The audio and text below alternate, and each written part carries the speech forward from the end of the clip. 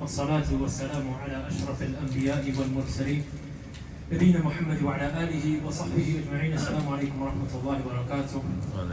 Before I begin my talk, inshallah, just an announcement, inshallah, from tomorrow onwards, Salat al-Fajr will be at 5:30 in the Masjid al-Jama'ah.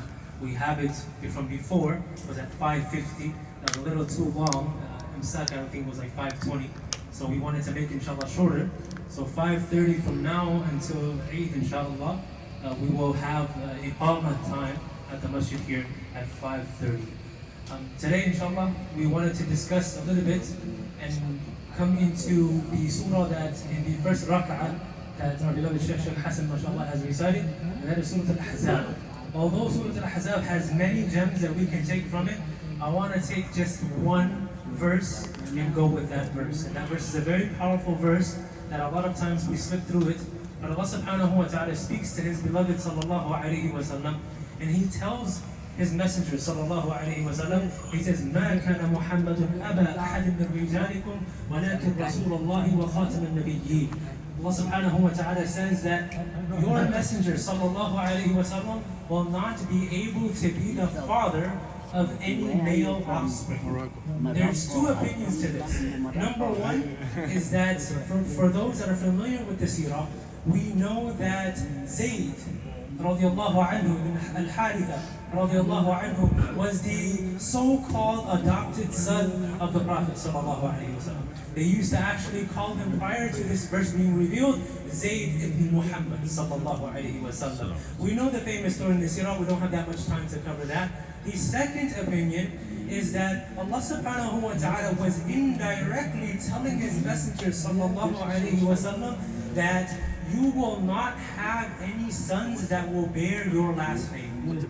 Now some of you may not think of that as a big deal, but the parents here that only have daughters, I guarantee you your wish is to have one son. And those that have a son, you understand what I'm talking about. Our Prophet sallallahu alayhi wa sallam, we know, was blessed with 6 children. And he was blessed with 2 boys, we know, Al-Qasim and Abdullah. Both were divine decree from Allah subhanahu wa ta'ala, passing away at a very young age. Our Prophet sallallahu alayhi wa sallam, thinking that these kids that he's going to have, especially his sons, were going to live to see and live his legacy. A lot of us as fathers especially, when we have our sons, you want them to live that last name. You want them to live on the generation so that way they can pass your DNA and pass your family lineage to a noble family and whatever it may be. Our Prophet sallallahu alaihi wasallam was thinking the same exact thing. And the Quraysh, they used to have this, for the lack of a better term, backward ideology, where they said the only way for your legacy to continue is if you have male offspring, if you have sons. If you have daughters, oh, sorry. This is how they used to think. In fact, Imam Ahmad ibn Hanbal, rahimahullah ta'ala, he said it is customary, it is a part of the tradition of Allah subhanahu wa ta'ala that He blesses the anbiya with daughters. This is the life of the Prophet sallallahu alaihi wasallam. We can see that he was blessed with many daughters. In fact, one daughter outlived him, radiallahu anha, that was Fatima, radiallahu anha, one of the top 4 women of the entire world. Now we know this. And back in the days in society, they used to say, oh, you know, if you don't have any sons and you just have daughters, then sorry, your legacy is not going to continue. It's very unfortunate. In 2024, some of the parents and fathers are thinking the same thing. That just because you have all girls, you're thinking, you know, inshallah, one day I get to have a son so that way I can teach him to be a man. I can be a mujahid, be strong. I want him to be like Khalid al-Walid. I want him to be like Umar al-Khattab. Little did you know the legacy of the Prophet sallallahu alaihi wasallam ceased. It stopped. And when Abdullah, his son, passed away, the people, the Quraysh in Mecca, went out in the streets of Mecca and they started saying, قَدْ بُتِرَ مُحَمَّدْ قَدْ بُتِرَ مُحَمَّدْ قَدْ بُتِرَ مُحَمَّدْ. Muhammad's legacy has been severed. Muhammad's legacy has been cut off. He doesn't have any children to continue his sunnah, to continue his deen, to continue his Islam. Jokes on them, dear brothers and sisters. We are his legacy today. Allah. We are his legacy. Yes, he didn't have any sons, but we are the legacy preserving his very deen today. Now I ask you, dear brothers and sisters, especially in these last 10 days of Ramadan, what out of the many legacies that the Prophet ﷺ left behind do you really follow? What sunnah of the Prophet ﷺ that he left behind that you really follow? So that way, inshallah, on Yawm al-Qiyamah, when we're standing on the Day of Judgment, we want to be recognized by Rasulullah ﷺ. How is he going to recognize you if you don't pray your salawat? And if you don't pray your salawat, you're not making wudu. So how is he going to know you of the traces of wudu? It would be silly. Think about it, dear brothers and sisters. Have you ever met somebody that made wudu 5 times a day and did not pray? Mustahil. Impossible. Usually if the person's not praying, just for those that don't know, newsflash, for those that don't pray, pretty sure they're not making wudu. So how do you think Rasulullah sallallahu alaihi wasallam, the man that can help a day that your mother and father, your brother, your sister, your wife, your children will run away from you? And our Prophet sallallahu alaihi wasallam is trying to recognize his ummah. How will he be able to see you if you don't have traces of wudu on your body? How many of us are going to live the legacy of our Messenger sallallahu alaihi wasallam, especially in these last 10 days of Ramadan? We are learning the sunnah of our Messenger sallallahu alaihi wasallam. We want to be recognized on that day.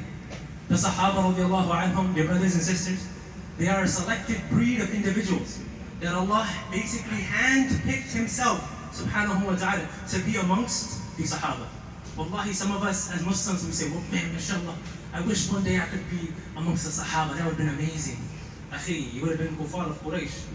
It would have been impossible for you to be a Muslim. You know how hard it was for Sa'd ibn Abi Waqqas radiallahu anhu to see his mother not shower for 2 to 3 weeks in the hot sun because she was mad that her son became Muslim? You know how hard that was for him?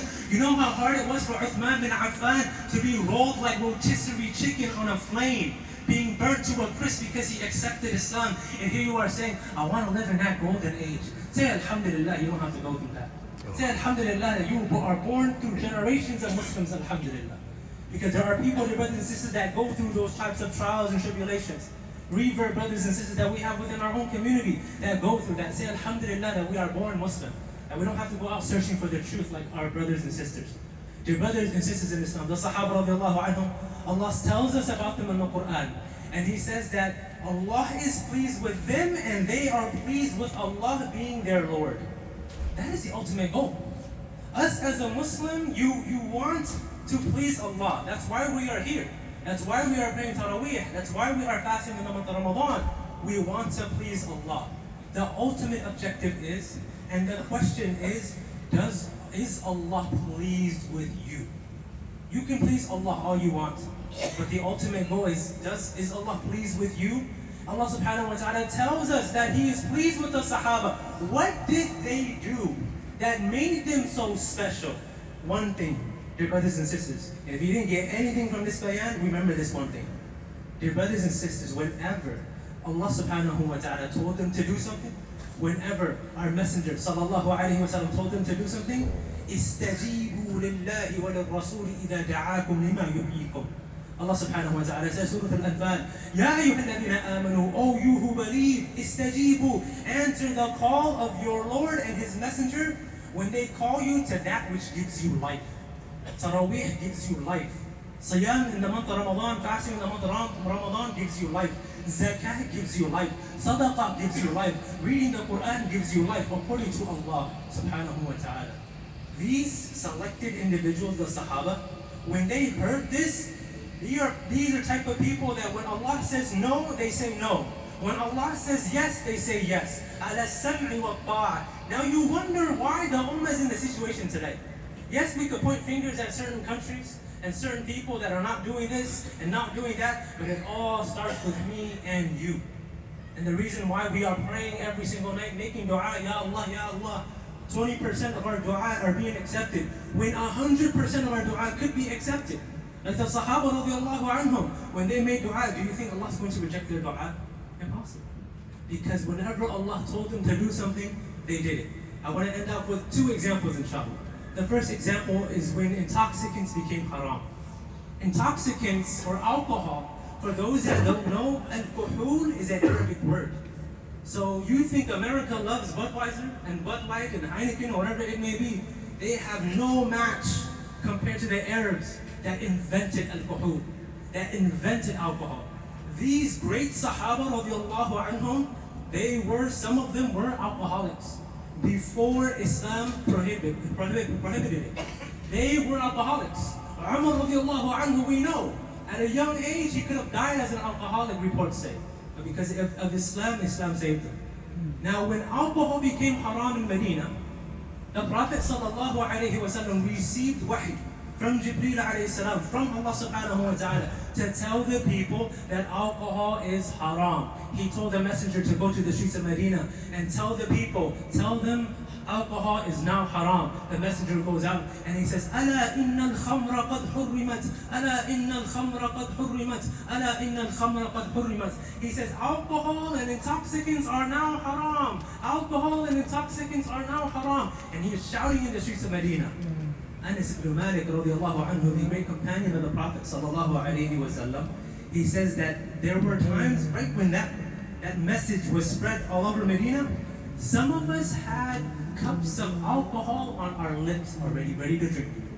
In the house of Abu Talha radiallahu anhu, he had like a bar in his house, like a pub in his house, and the Sahaba used to come together and they used to drink alcohol together. He said some of us even had it on our lips. The moment we heard, Ala inna al-khamra qad hurrimat, alcohol is haram, they dropped their cups. Dear brothers and sisters in Islam, Muslim of 2024, if Allah was to do that, most of us would be like, one last time, Bismillah, one last time. You see the difference here? You see why Allah subhanahu wa ta'ala is not pleased with us? Fihi khilaf. There's a sheikh somewhere, he says, Yajuz, it's permissible. I read it on Google. YouTube told me it's allowed. I called the sheikh. It's allowed. You see the difference here? The Sahaba radiallahu anhum, Anas ibn Malik says, the streets of Medina were filled with alcohol, flooded of alcohol, because they knew it was haram. This is why when they raise their hands and they ask Allah to make dua, and they make dua, Allah answers their dua. But when it comes to us, Ya Allah, we're crying every night. But when Allah tells us to do something, we're like, not today, oh Allah, I'm tired. It's an even night, oh Allah, it's not an odd night. This is how we are as Muslims, unfortunately. The second story I want to share with you, we don't have that much time, I have a lot of stories, but I want to share a second story, and if I do have time, then I'll share another story. But the second story is during the time of the Prophet ﷺ, he during a khutbah, he holds two items, and that was silk and gold. And he says, Inna hadayn haramun ala dhukuri ummati. He says, silk and gold are haram for the men to wear in Islam. All of you Sahaba radiallahu anhum, they understood this. Yes, Ya Rasulullah, we understand the assignment, alhamdulillah. After the khutbah was over, the Prophet sallallahu alayhi wa sallam sees one of his companions with a thick gold ring on his finger. Our Prophet sallallahu alayhi wa sallam himself goes to this companion, takes that ring off and throws it. He tosses it. And he says to the companion, did you want that gold ring to be ember for you, fuel for you in Jahannam? And the Sahaba says, no, Ya Rasulullah, I do not want that. So then he leaves, the Prophet leaves.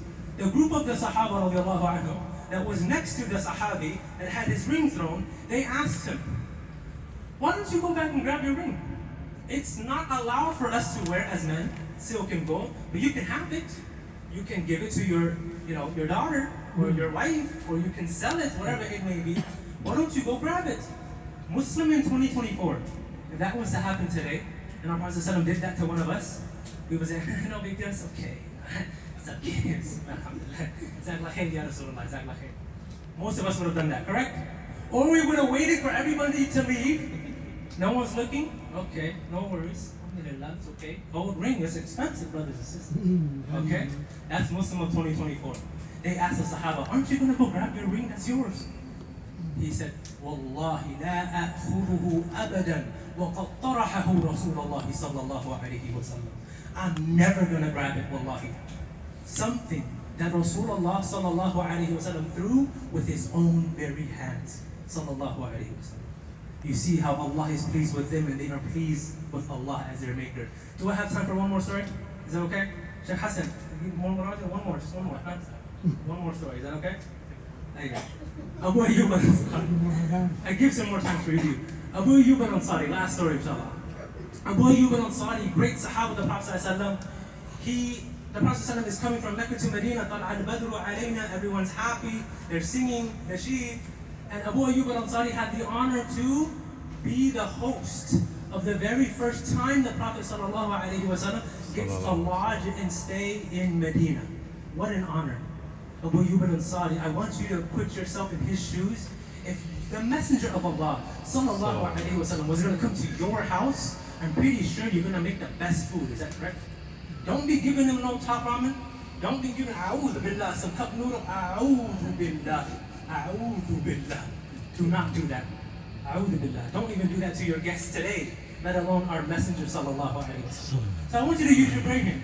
Abu Ayyub al-Ansari is going to make the best food that he thinks is good, correct? He thinks is good. So he makes his food. And the Prophet sallallahu alaihi wasallam is about to eat. And once he is about to eat, the Prophet sallallahu alaihi wasallam doesn't touch it at all. And Abu Ayyub al-Ansari, radiallahu anhu, he's curious. And he says, Aharamun hu, ya Rasulullah? Is this haram? Is this why you're not eating it, ya Rasulullah? And the Prophet ﷺ says, La, walakinnani akrahu. No, but I don't like it. I dislike it. And Abu Ayyub al-Ansari had every right to ask his messenger, sallallahu alayhi wa sallam, why? He said, why? Why, ya Rasulullah? It's halal. The food is halal. The meat is halal. Dhabiha, zabiha, whatever you want to call it. It's halal, ya Rasulullah. The Prophet ﷺ says, your food has garlic in it. Now, dear brothers and sisters in Islam, unanimously, across the board, 15 ulama, thousands of ulama, nowhere says garlic is haram. Alaysa kadhalik? Isn't that right? Nowhere says that garlic is haram in Islam. If it was, then most of our cuisine in eastern part of the world would not taste good. Because no garlic, right? The Prophet ﷺ, he did not want to eat it. And Abu Ayyub al-Ansari asked him, why not? He said, because Jibreel alayhi salam comes to me at any given moment. And when he comes to me with wahi, when things that disturb you, such as a human being, this is why as Muslims, for those that eat raw onions and raw garlic, so be very, very careful what you eat for iftar, because when you start burping, dear brother and dear sister in Islam, especially in Taraweeh, we all can smell it. I hope you know that. And that bothers us. Whatever bothers us, such as the smell of passing gas, bothers the malaika as well. So the Prophet ﷺ did not want to have a foul smell on his mouth, just in case Jibreel was to come down to give him wahi, and he didn't want to have a smell of garlic in his mouth. Since then, Abu Ayyub al-Ansari radiallahu anhu reports in that hadith, he says, I have never eaten garlic from that day onwards. Radiallahu anhu. You see, that was it halal? Was it permissible? Absolutely it was. But because of his love that he had for the Messenger of Allah, sallallahu alayhi wa sallam, he left something that I'm pretty sure he loved. So dear brothers and sisters in Islam, I ask you today, the legacy of the Prophet ﷺ, yes, he did not have sons behind, and he did not leave any sons. We are his legacy. What sunnah are you going to have in your life, so that way when you're on Yawm al-Qiyamah all by yourself, that the Prophet ﷺ will recognize you? What sacrifices will you make? So when it comes to sunnahs in your life, I want you to shift your narrative here. Don't say, oh, it's just sunnah. That's a big difference here. The Sahaba, when they saw sunnah, they jumped at that opportunity. The Muslim today, we're saying, oh, it's not wajib, it's just sunnah, it's okay to let it go. Change the narrative, so that way our Prophet ﷺ can recognize us on Yawm al-Qiyamah. We ask Allah subhanahu wa ta'ala to forgive us for all of our sins and grant us our Jannah and Firdaus al-A'la with our family, so that we are united with the Prophet ﷺ. وجزاكم الله خير وصلى الله على نبينا محمد وعلى آله وصحبه وسلم. السلام عليكم ورحمة الله.